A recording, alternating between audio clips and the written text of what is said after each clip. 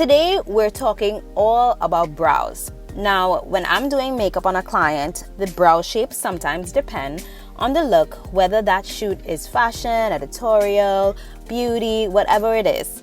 But in everyday life, I want your brows to live their best life. And that's where Taryn comes in. I've been seeing Taryn for almost about 5 to 6 years now, as long as I've been in New York City. And Taryn was introduced to me by my sister, and I have been hooked ever since. Today we're talking all things brow with the brow magician herself. Taryn, welcome to the show. Hi, everyone. Thank you so much for being here with us, Taryn. Totally. I'm so happy to talk and share with your listeners everything I know about brows. I'm so excited for this episode because everybody who asks me about my brows, I'm like, I have no idea. I just go to Taryn. Just go to Taryn. just forward your questions there. That's it. Right? Yeah, totally. Taryn, can you tell us a little bit more about you and how you got your start in brows?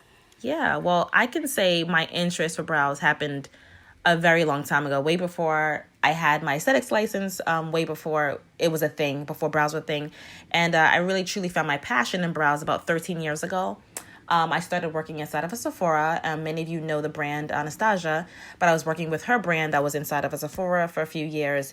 And I think it was truly there that my idea of brow shaping truly transformed, because I now was able to understand that it was no longer an afterthought, that it truly is a focus of the face. So I think that was there where my passion grew, and just the brand Taryn Brows kind of just started.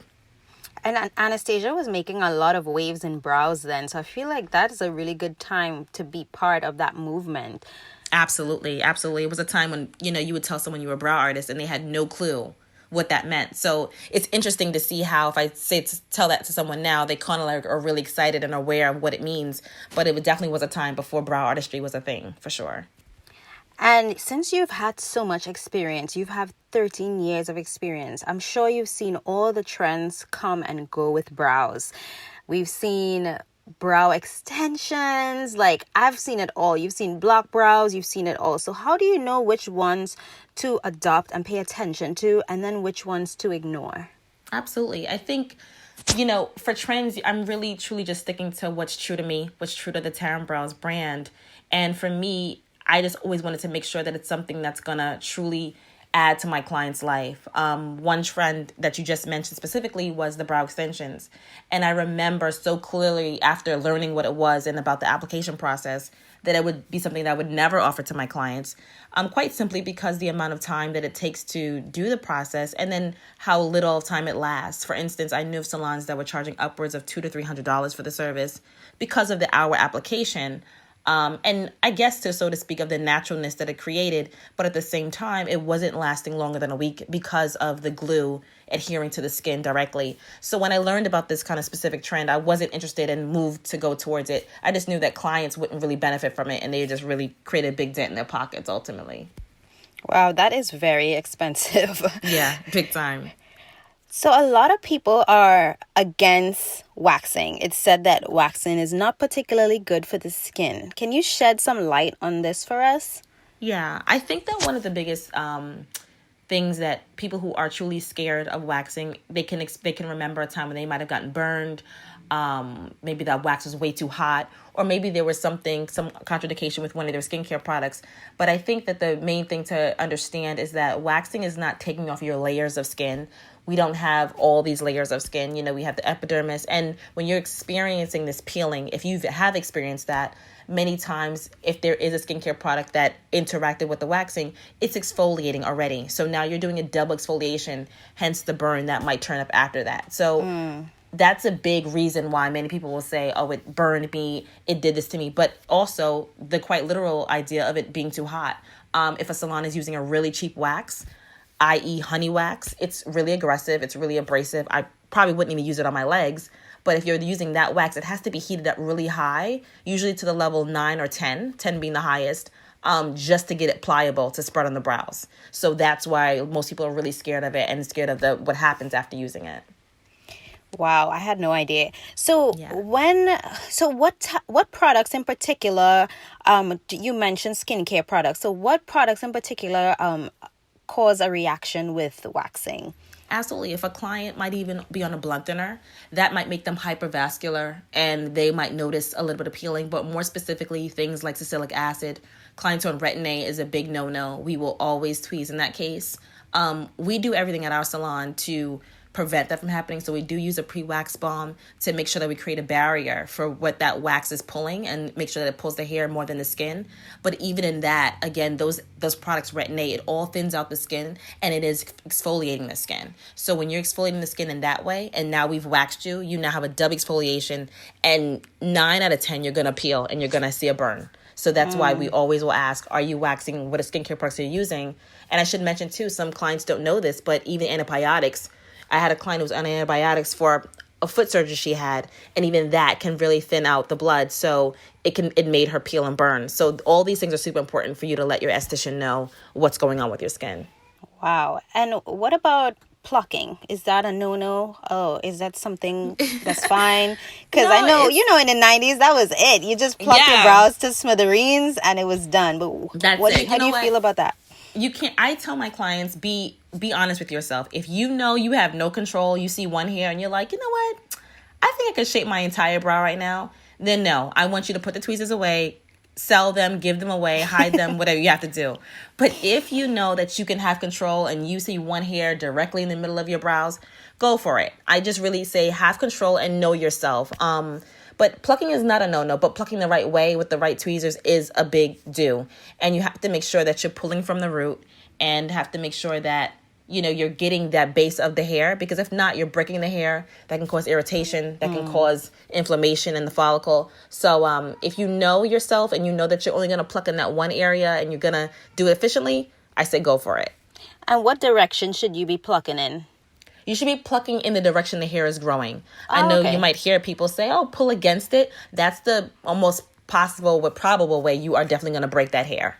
So we want to avoid that for sure. Wow. Okay.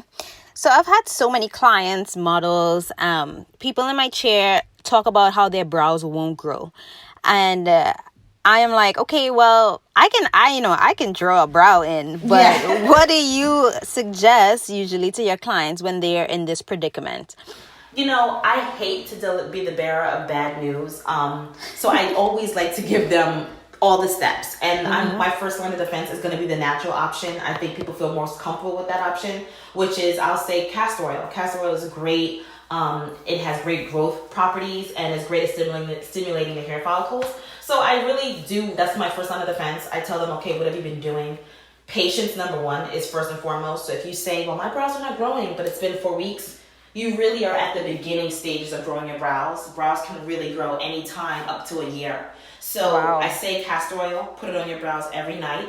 And just be regular with it. Once a week or twice a week is not going to do the trick. So I'm asking them to be regular with it. And once they do that, after that, I say, okay, well, after 3-4 months, let's try something a little more aggressive.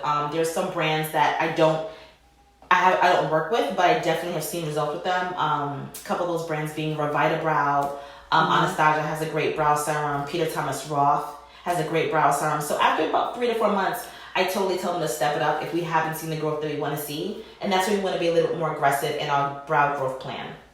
So you would say growth serums are definitely not a waste of time. It's definitely worth the money. Totally worth your dime, because you're going to see there are things in those products that are really meant to extend your anaphase, which is your growth phase. So they're put in these products to really make sure that they work and stimulate and just give that extra push that those follicles that might be really dormant before they're actually dead, they're really there to give the follicles a little push.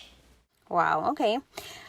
Now, I didn't realize that brows can take up to an entire year. I'm like, 4 to 6 weeks, maybe a month or two. No.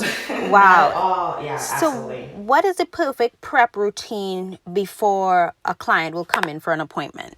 Yeah, the best thing, as I've even mentioned on my site as well, is to do nothing.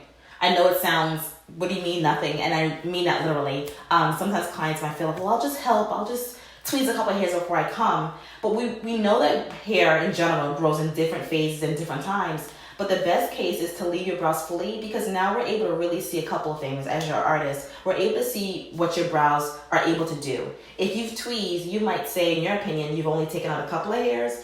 but those couple of hairs could have been a huge detrimental factor in shaping your brows. So the best thing to do is nothing, so that we can make sure also that when we're waxing your brows or tweezing your brows, that we can get your hair growth on that same cycle. And if you just tweezed a week prior to your appointment, for sure after your appointment, you're now going to have some of those hairs growing back faster because they were pulled from the follicle, and not at the same time that we shaped your brows. So I really tell clients, if you can steer clear from touching your brows 4 to 6 weeks at a minimum, that's the best preparation before your brow appointment. Okay, I love that. Now, my sister had microblading done by you and absolutely loved it. She literally ran to me and was like, Jaleesa, look at my brows. Yeah. And I know there are so many people on the fence about microblading. Can you share with the audience a little bit about exactly what microblading is for those of you who may not have ever heard of it or not familiar, and how you've managed to make it look so natural? Like, I've seen so many, even after it's like a while after, they look so dark. And I really want to understand, like, tell us your secrets, please. Okay, well, not too much, but tell us the secrets. Not too much, just a little, for sure. Yeah, microblading, is anyone could do the research. It's very popular now, but it started off in Asia, then came to Europe, and now it's here in the States, and probably all over the world actually. But microblading basically is the technique of a manual pen, and people call it blading because they assume it's a blade, but it's actually a series of needles, depending on the artist, if they want to use a 10-point needle, a 12-point needle. But they're using this needle and dipping it in ink, and each time they're dipping the pen in ink, they're making these strokes, and these are strokes, and they're doing it in the form and the shape of hair. So that's essentially what it is. You might see on a lot of people who do microblading, their artists, they'll show, they'll put their brush against so you can see the difference in the real hair and what was just drawn in. But that's what microblading is. It's a series of cuts that were dipped in ink and to give the striation and the same look of hair that would have grown naturally. Okay. So I think that the biggest thing with microblading and how I keep it natural looking is to really understand the client. So much of microblading is knowing how real hair grows, how to shape brows. I think some people, like you mentioned, are really scared about microblading. They've seen horror stories. They've seen big, dark blocks. One trend that is big and might not go anywhere for a while is ombre brows. And that's a combination of shadowing and shading brows as well. The big difference between what I do and those styles is that I really like to keep true, like I mentioned, to what's natural. If I know a client and I know she has naturally light brows and sparse brows, I'm not going to transform her to these really dark, dense strokes. I'm going to keep it light and work on shape correction, work on filling in, and perhaps if she's always wanted an arch, focus on those things as opposed to giving her a brow that looks like she needs to have a beat face every day. Yeah. That's really important to me so that they can feel like they can walk out of my office and go straight to work if they wanted to. And many of my clients do, actually. Wow. Yeah. What other brow trends are you seeing or do you predict for the next year? I feel like there's always something new. There is, absolutely. One that I'm not going to lie, I'm actually contemplating offering, but because I am who I am, I'm doing all my research, and really, if I even do adopt the service, I'll definitely be looking into who I feel is the best person to train. Is called eyebrow lamination, or AKA eyebrow lifting.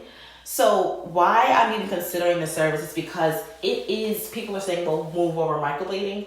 I totally don't think it's going to replace microblading, not even a little bit. And I do actually think it might be a little bit more trendy than microblading because I don't know if it's going to have the life that microblading has. But what it basically is lifting your brows. So if a client has really thin brows, or a perfect example, a client who has really straight brows, maybe even an Asian client whose hair grows straight down, this eyebrow lamination is now holding their brows up and almost like a glue-like technique for about a month.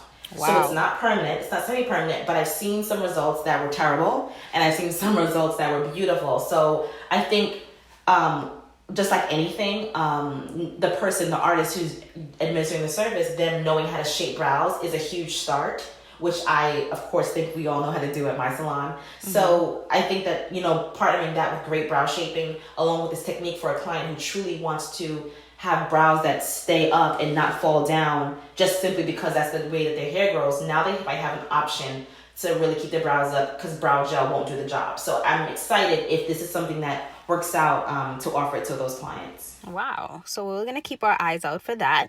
I feel like it's like a permanent editorial look. I want that. And you know what? And that's another thing, Jaleesa. I'm glad you mentioned that, just because so many people also want a lot of things. People might look at Cara Delevingne's brows and say, I want her brows. And, I'm kind of like, well, put me on the list. I want her brows too. But I think so many people don't realize is that there's truly so much that goes into brow shaping other than the artist giving a pretty shape. There's brow bone structure. There's so many things. And some people don't realize that even inset eyes really give that strength and that depth that Cara Delevingne has. Yes, she has beautiful brows, but more than that, she really has that brow bone that is so pronounced that it's really making those brows stand out. And she could have thin brows and it probably would still look beautiful. And I think that that's really important for people to understand too, when they're picking these trends or these fashions, that not everything is for everybody. So I will be very honest if a client wants brow lamination. If I don't know if it's going to flatter them, I totally will be honest about that. I love that.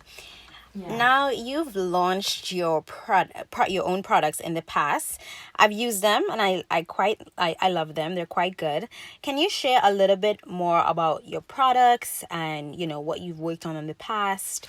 Because I think that, in addition to, offering great service as a brow artist, you are providing the tools. And I think that's really important.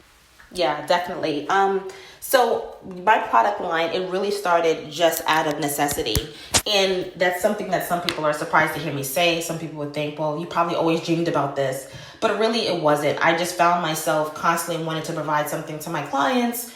When they finish this great service, now they wanted to know how they can do this at home. So there's not one thing in my product line that I don't use on clients. I don't have things that I just have just to hope that it sells, but I don't really use it. I literally use every single thing in my product line that I sell. So I think that was super important, from brow powders to the tweezers I use to the brushes that I use. I truly believe in them. It's not a huge range of products, but it's definitely from the beginning to the end what you need to give yourself easy brows at home, natural brows at home, and that's always been my push. So it's never a hard sell. It's never something that's like, well, try all 20 of these things. It's, if you like what you got when you were in the chair, you're going to be happy with these products at home.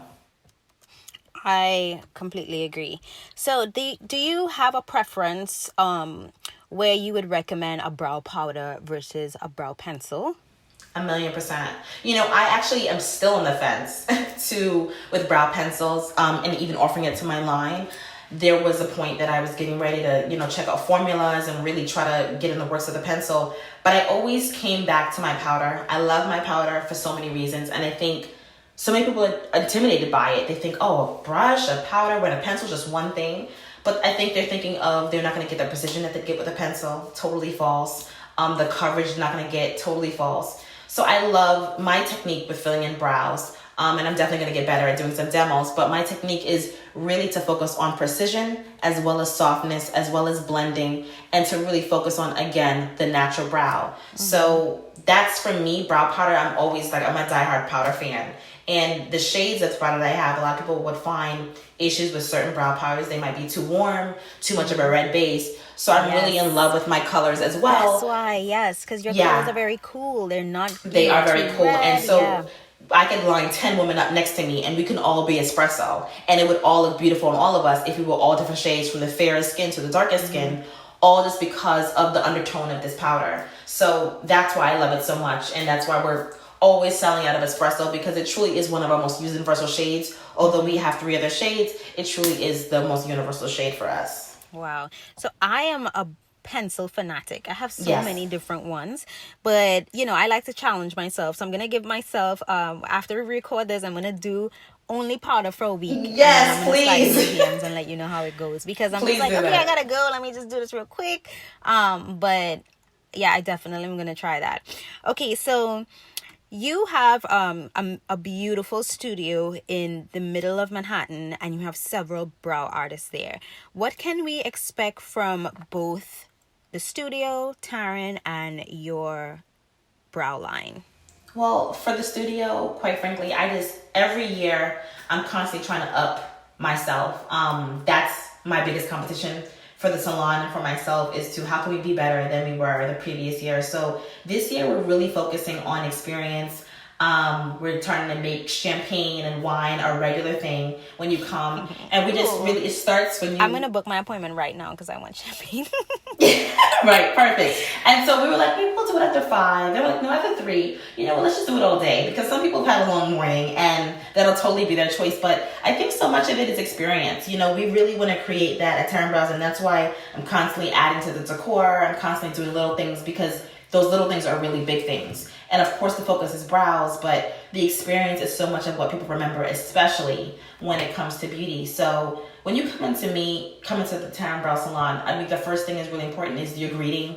With the front desk personnel, whoever is sitting in the front desk is going to make sure that they greet you, check you in. And I want the experience to really start as soon as they walk in the door, and not just from when they sit in the chair up until the time that they book their next appointment and we part ways. So I think that that's really going to be the focus this year. And then a couple of products that we're trying to launch that are almost underway. One is brow growth aid, which we're really excited about. Ooh. So we want to really start to hone that in. We've tested it out. It's all natural, which I'm also very excited about. And I really think that the results are there. It's not meant to be revolutionary, but it is totally meant so that I don't have to send my clients out to try to fix this or try to make this and try to find this. If I know it works and I'm using it and I'm repping it, I want my clients to have it too. I love that. I'm so excited for what's to come for Taryn Brows, because I've seen you, you've upgraded your studio size. Like, it's just been an amazing, journey for me to witness. And you always keep my brows on point. So I'm excited to share that one lucky listener will have the chance to have their brows transformed by Taryn herself.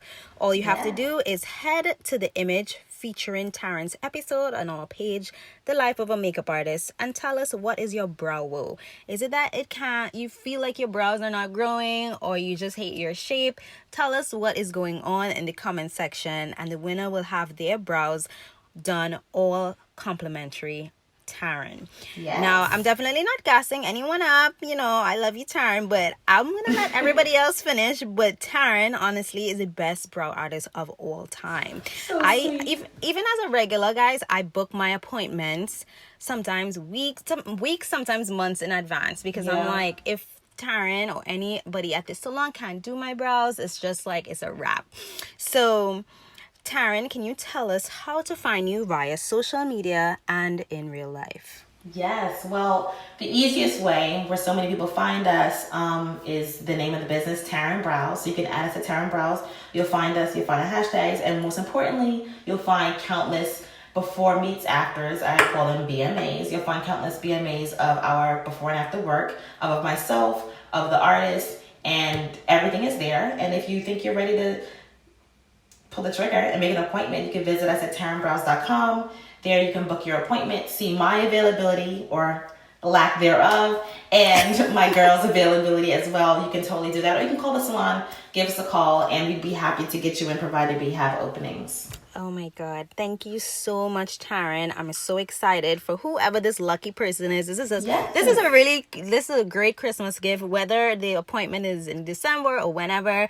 I am so excited for this lucky listener. So thank you so much for being on the episode, Taryn, and I will be seeing you soon. Yes, Jaleesa, thanks for having me. Good luck, guys. Thank you so much. Have a good night.